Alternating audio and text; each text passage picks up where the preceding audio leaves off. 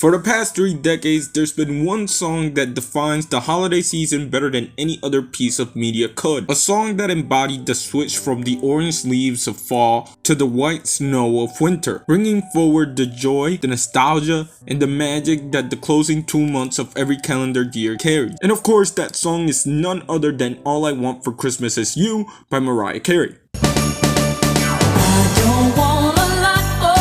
As we inch closer and closer to Christmas, it's only natural that you're going to come across this song sooner or later. And I mean, how can you even ignore it? Every year, the song surges to #1 on Billboard's Hot 100, and if you were to give Christmas radio a chance, you would at least hear it once a day. Basically, over the last 20 or 30 years, this song has went on to define what Christmas means. And to understand how all of this came together, we have to go back to 1994. By 1994, Mariah Carey was relatively early into her career. Saying that she was anything less than a superstar might be a little bit of an insult to Mariah Carey, because even though Mariah Carey was under 5 years into her career, everybody knew she was crazy talented.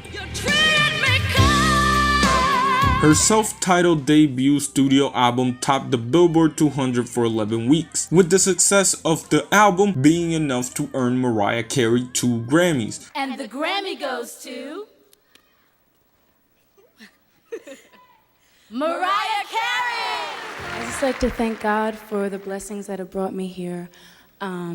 Thank Tommy Mottola for believing in me from the beginning and helping me so incredibly much.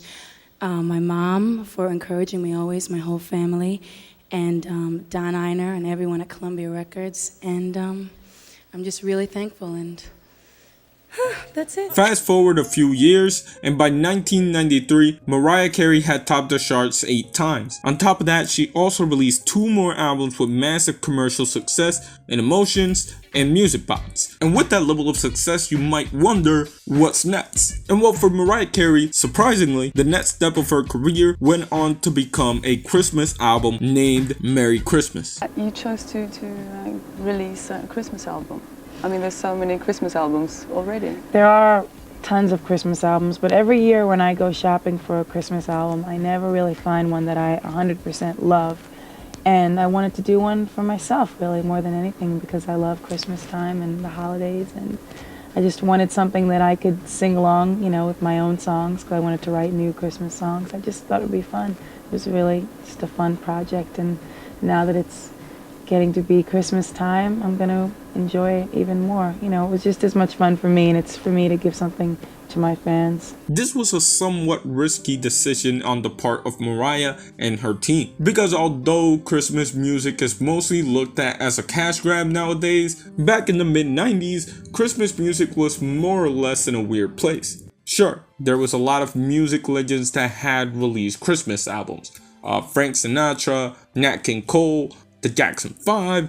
However, these were for the most part older acts, and with times changing, so does the meta of what makes a successful artist, meaning that most musicians on the younger side back in the early 90s and mid 90s didn't really have a Christmas album to them, which was a major concern for Mariah Carey.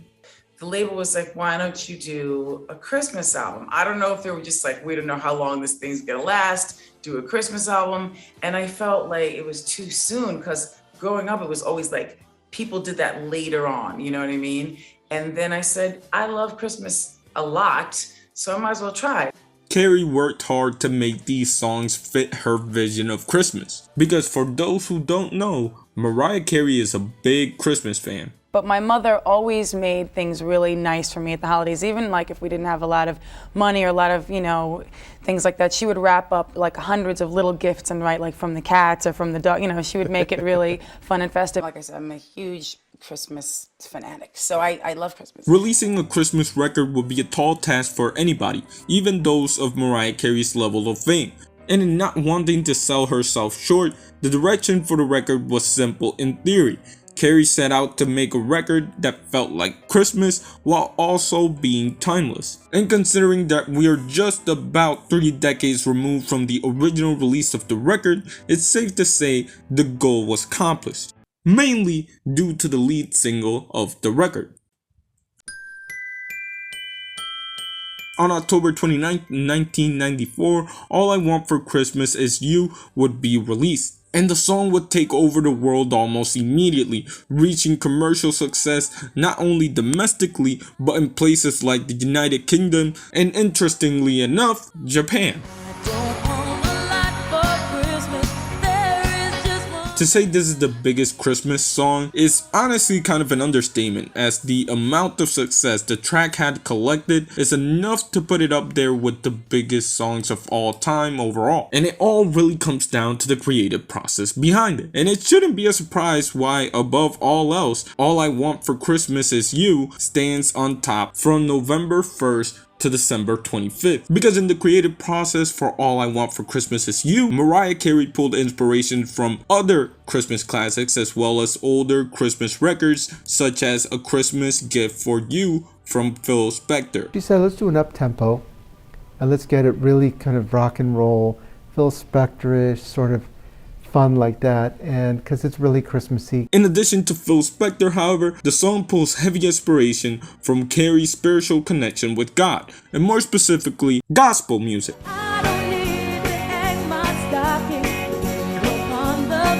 Which may seem like a bit of an odd choice, but makes complete sense in re-listening to the song.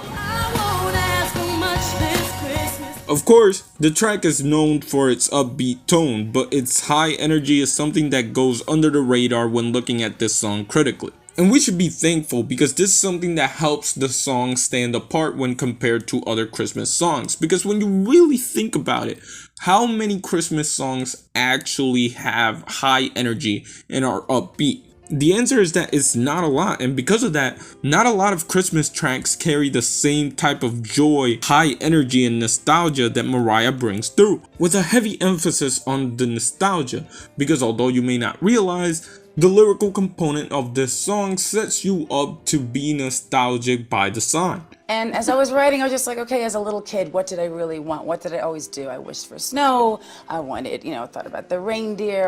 Every day, like the... It is no secret that the song is perhaps the greatest addition one can make to a Christmas playlist. However, what I find most interesting about this fact is what it means for Mariah Carey as a singer and what it does for her legacy. As All I Want for Christmas Is You topping the charts meant that Mariah Carey would have 19 #1 hits across her career, second only to the Beatles and the most by a solo artist. Now we stand 29 years removed from All I Want for Christmas Is You as of the recording of this video, and for one reason or another, the world has decided that no song fits Christmas better than Mariah Carey's lead single for Merry Christmas. And as we sit back and enjoy the holidays, all we can really do is appreciate what Mariah Carey has done to enrich the season.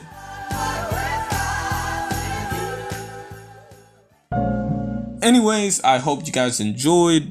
If you want to check out some more videos, I'd enjoy it even more. Subscribe, and yeah, shout out to y'all. Shout out to Jay Dilla, and of course, shout out to me.